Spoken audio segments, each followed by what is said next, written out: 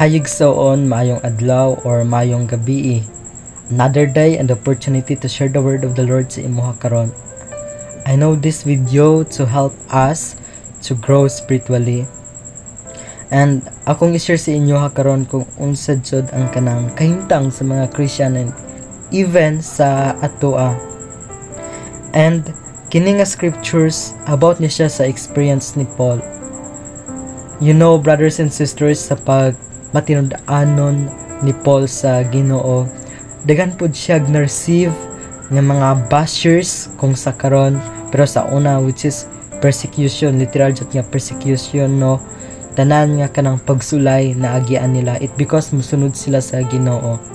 And mao ni ang kanang situation nila sa una, and sa ilahang kinabuhi napud tay ma-learn ato it because ang naagian nila sa una different man sa atong naagian karon, but pero maora pud gihapon ang situation, no, isa lang ang tumong gisulayan ta, ginalutus ang ato ang pag-serve sa Ginoo.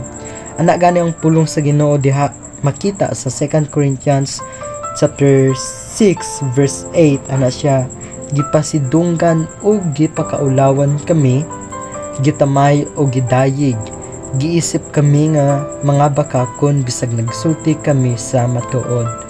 Mo kini ang kaagi nato as a follower of Christ, no? And kini nga passages mo ni ang kanang naagian nila Paul sa una nga panahon. But sa ato ang naagian karon, no, different man ang ato ang kanang situation, pero isa ra gihapon ang tumong disulayan ang ato ang kanang pagtuo and ginalutos pud nila. Kini nga scriptures or verse sa 2 Corinthians chapter 6 verse 8 about pud ni siya sa kanang ato ang kanang naagian diri sa kalibutan, especially sa ato ang situation, no, karon. We know nga kung magsulti ta about sa ato ang faith, daghan kaayo ang against, or kung mag-share ta sa ato ang belief, daghan kaayo ang dili motuo sa atoa.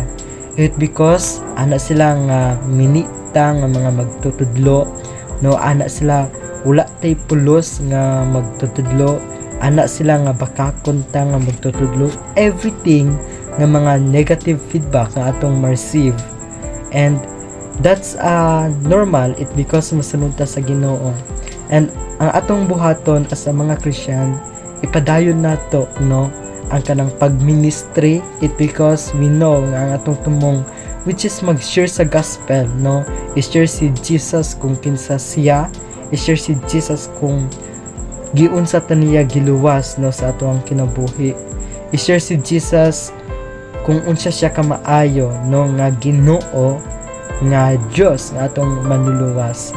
These verses gina-encourage pud ta niya, no, kung paano magiging obedient sa Ginoo even nga daghan kay mga persecution sa atong kinabuhi, but tungod sa atong pagsunod sa Ginoo, we know nga kini nga mga challenges or mga trials ma-overcome pud nato dili pinaagi sa atong kaugalingon nga kusog, own capacity, own ability, but through the goodness of God and grace of the Lord, no, makaya nato tanan.